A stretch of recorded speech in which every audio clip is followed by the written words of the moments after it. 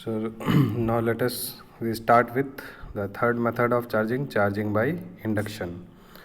तो इसमें first of all we have to understand the meaning of the word induction.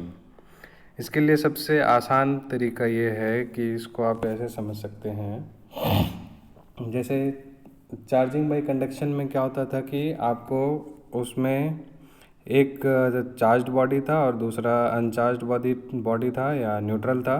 तो दोनों को हम लोग अगर फिजिकल कांटेक्ट में ले आते थे तो उन दोनों के बीच में चार्ज ट्रांसफ़र हो जाता था.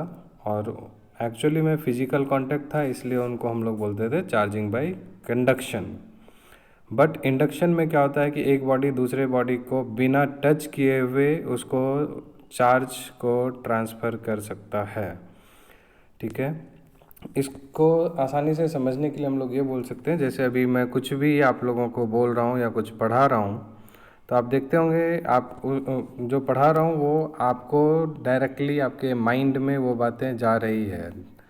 So without physical contact this is being induced.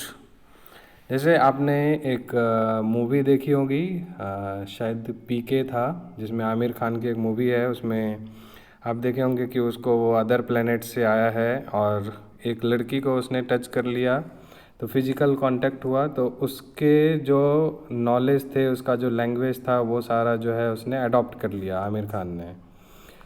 तो वो क्या था कि that was by physical contact.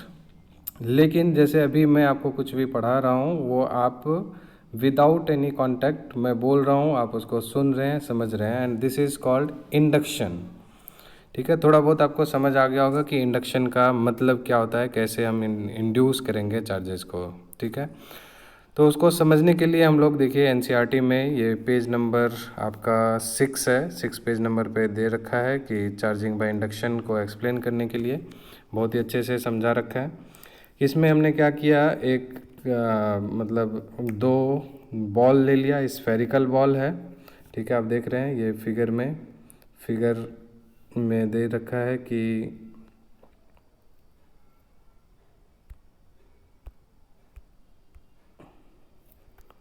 दो बॉल्स हैं.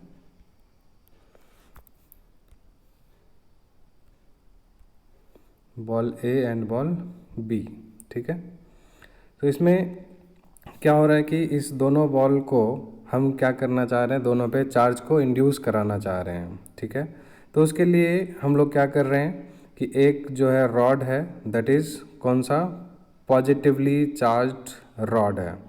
ठीक, इस रॉड को दोनों जो मेटल ब्लॉक्स, मेटल स्फेयर्स हैं, ठीक है, ए और बी, अभी इन दोनों के ऊपर में कोई चार्ज नहीं था, मीन्स न्यूट्रल था. न्यूट्रल का मतलब क्या समझते हैं कि उनके पास पॉजिटिव चार्ज भी होगा और नेगेटिव चार्ज भी होगा, लेकिन दोनों इक्वल अमाउंट में होंगे.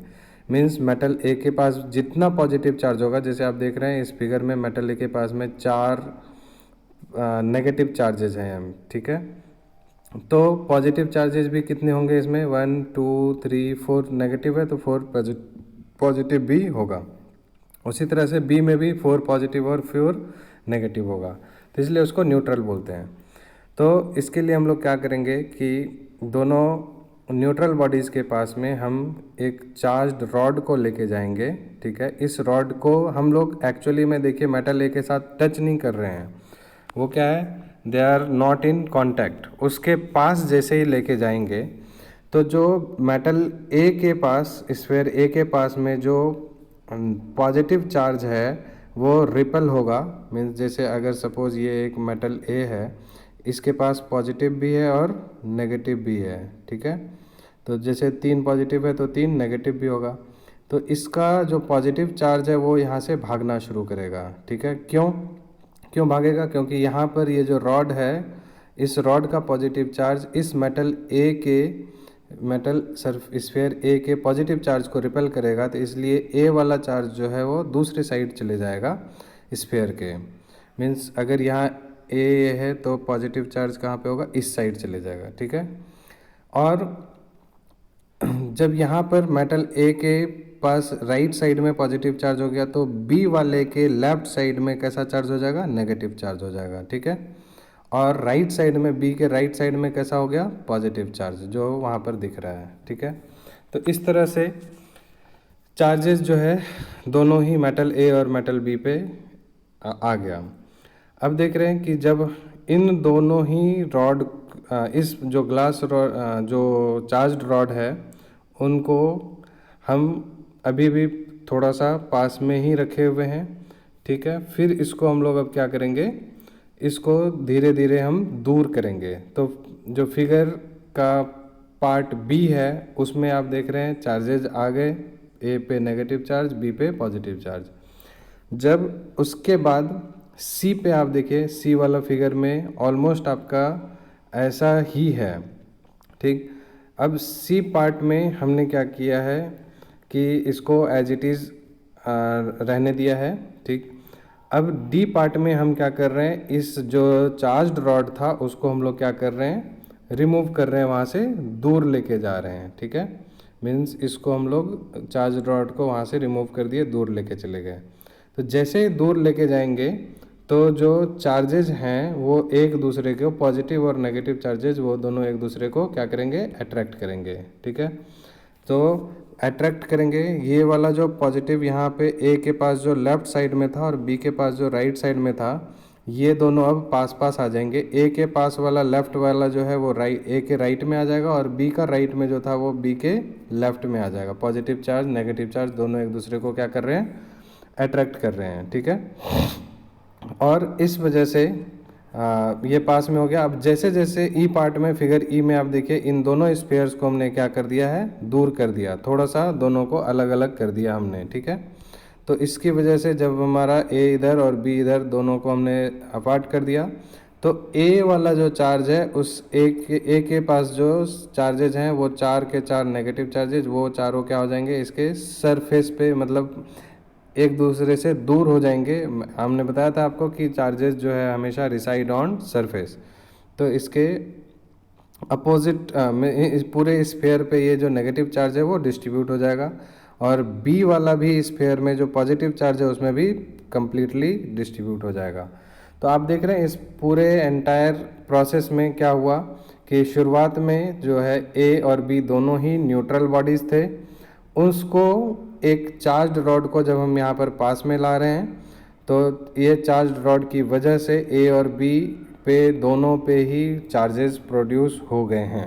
ठीक है, तो इसको हम लोग बोलते हैं चार्जिंग बाय इंडक्शन, क्योंकि इसमें without actual contact of the charging body है। तो इस तरह से ये मेथड कहलाता है चार्जिंग बाय इंडक्शन। ठीक है, अब आप इसमें ध्यान देने वाली क्या बात है, चार्जिंग बाय इंडक्शन में सबसे इम्पॉर्टेंट बात ये होता है कि अगर सपोज मान लीजिए आपके पास में सिर्फ और सिर्फ एक ही मेटल का सरफेस होता, जैसे स्फेयर ए होता, बी नहीं होता, तब क्या होता कि जैसे अगर हम लोग पॉजिटिव चार्ज लेके जा रहे हैं इसके पास, तो ए के पास कैसा चार्ज इंड्यूस होता, नेगेटिव चार्ज होता, और अगर हम नेगेटिव चार्ज लेके जाते ए के पास, तो ए के पास पॉजिटिव चार्ज डेवलप हो जाता। ठीक है, मीन्स जब हम लोग कंडक्शन में पढ़े थे, कंडक्शन में क्या था कि सेम नेचर का चार्ज प्रोड्यूस होता था, बट इंडक्शन में क्या होता है, अपोजिट नेचर का चार्ज इंड्यूस होता है।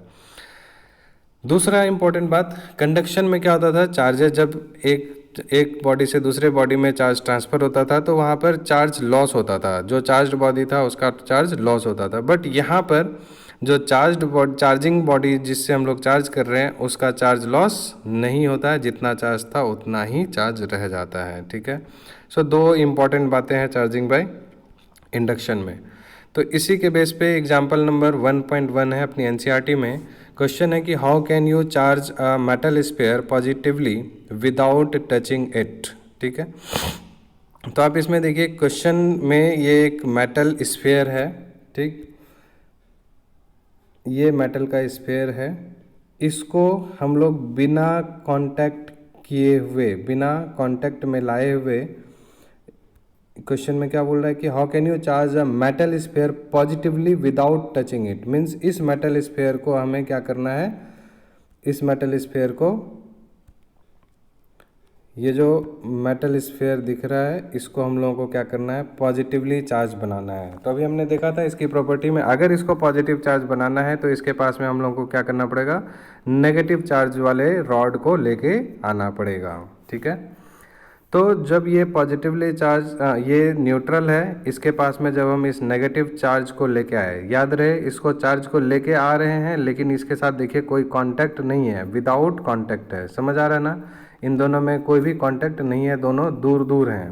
ठीक है, अब इसमें जब इस नेगेटिव चार्ज को यहाँ पर लेके जाएंगे तो इस वाले स्फीयर में जो नेगेटिव वाला जो पार्ट होगा वो इसके नेगेटिव की वजह से रिपल्सन होगा, क्योंकि ये न्यूट्रल था तो जितना पॉजिटिव उतना नेगेटिव होगा। ये नेगेटिव है तो इस वजह से इस वाले सरफेस का के ऊपर जो नेगेटिव वाला चार्जेज होगा वो राइट साइड की तरफ शिफ्ट हो जाएगा और पॉजिटिव चार्ज वाला जो है इसकी तरफ अट्रैक्टेड होगा। ठीक है, और उसके बाद फिर इसका जो है एंटायर आप ये देख सकते हैं, ये नेगेटिव चार्ज है, ये इधर राइट लेफ्ट साइड में कैसा हो गया पॉजिटिव और राइट साइड में कैसा हो गया नेगेटिव। तो ये फिगर ए है, ये बी है, फिर ये सी है। सी फिगर में आप ये ध्यान दीजिएगा कि एक्चुअली में सी में हमने क्या किया हुआ है, ग्राउंडिंग किया है। ठीक है, ग्राउंडिंग का ये सिंबल होता है, इसको हम लोग बोलते हैं अर्थिंग। ठीक है, ये अर्थिंग का सिंबल है।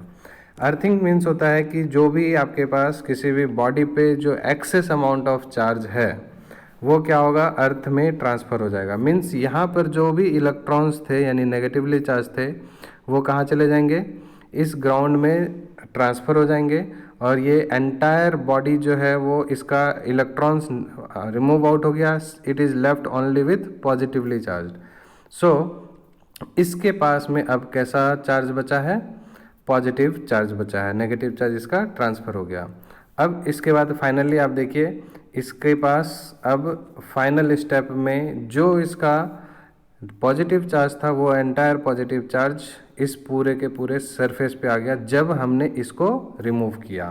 मीन्स जो भी हमारा चार्जिंग रॉड था वो यहाँ से जब इसको हमने हटा दिया तो इस वाले स्फीयर पे total entire positive charge produce हो गया। क्लियर है?